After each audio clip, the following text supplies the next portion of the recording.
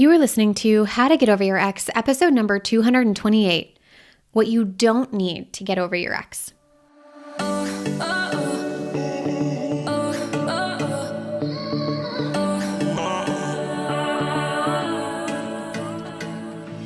Welcome to How to Get Over Your Ex, a podcast on getting over your ex without it just taking time. I'm your host, breakup coach Dorothy. Let's turn your pain into power and your heartbreak into happy. Hello, beautiful Bravehearts. How are you doing today? I am so grateful to be here with you. Last week, we had an epic Valentine's Day week doing the 5-day How to Get Over Your Ex training. I got to meet so many of you.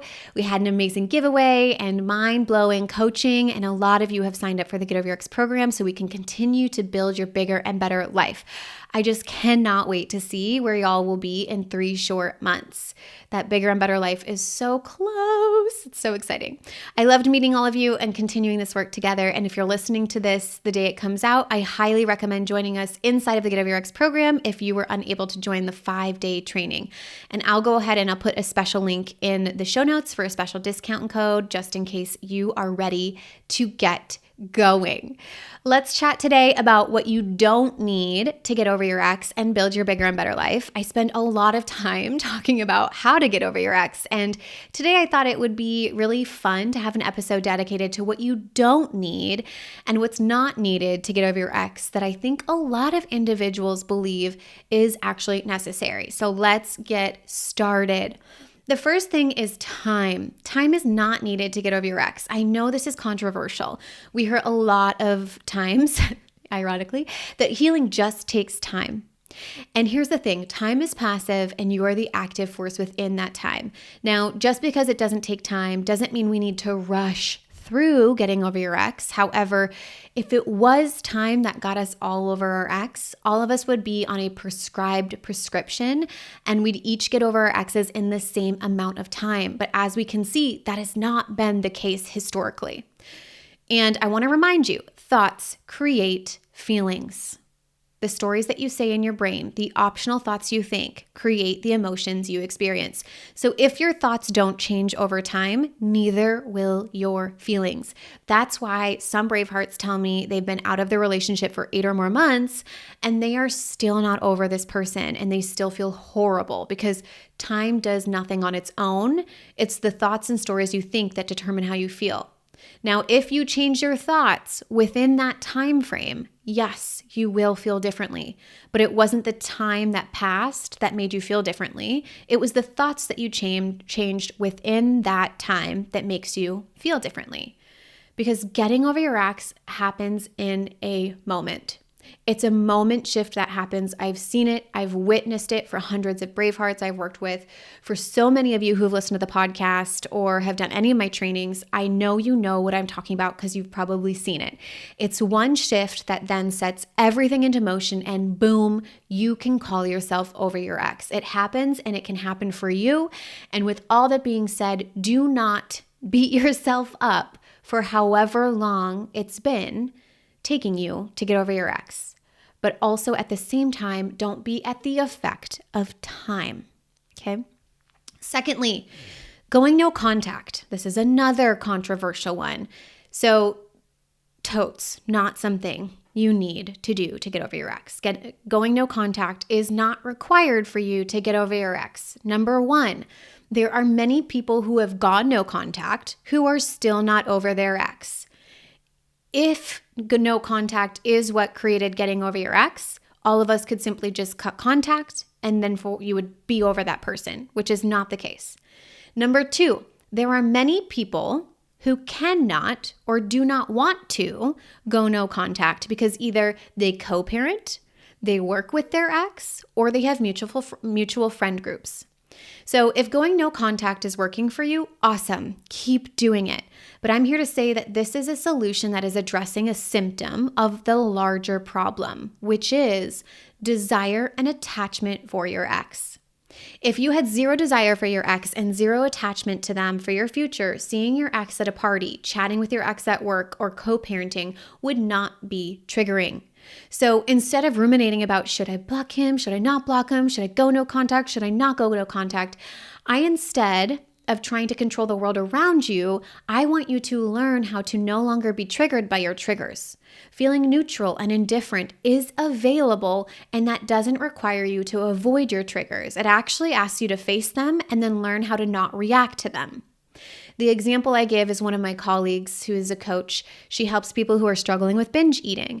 And instead of removing all of the binge foods from their house, they learn how to reduce the desire to actually binge. So that binge food could be at a party, at their house, and then they still don't binge. So we're doing the same thing. And I don't want your ex to be in your home, of course. We have boundaries. But if you have to interact with your ex, you have zero desire to be with your ex, and it won't be weird to interact. Amazing. I love it. All right, next one. Getting under someone else. I mean, I've done this and I have felt very, very awful afterwards. And again, thoughts create feelings. So if you do feel better, it's because you're having thoughts that make you feel better after having sex with someone new. It's not the sex itself. So this part, kind of goes hand in hand with finding someone new.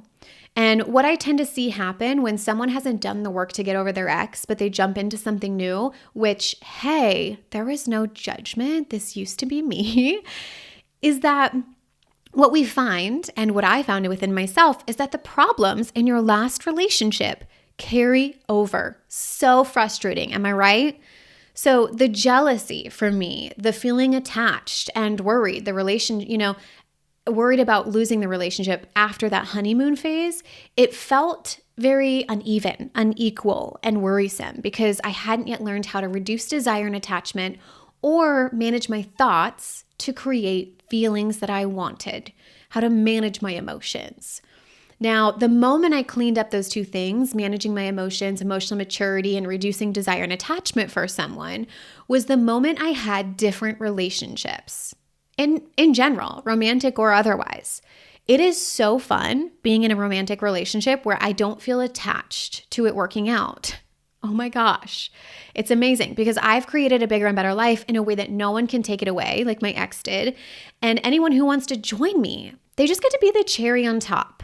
I am obsessed. Best way to live. So the last thing I want to talk about is making yourself perfectly healed. You do not need to perfectly heal yourself to get over your ex. That is nonsense. You will never arrive. How will you know you are perfectly healed? Aren't we always going to be transforming and growing and learning new information and experiencing something new and then transforming and growing again? It's just like a cycle that it will never end. Now, also, I'd like to say that I believe that there is some healing that you can't do isolated, that you actually need a partner for to experience and move through. And to think that you have to get to a perfectly healed version of yourself to get over your ex, I just don't believe that's needed. And that doesn't mean you're not working on your relationship with yourself and building yourself up and working on confidence and self-love. Of course, that is a part of the process. It's a huge part of it. But getting to a perfect healing spot, I just don't believe that's right. That's a no for me. I'm perfectly imperfect, my friends, okay?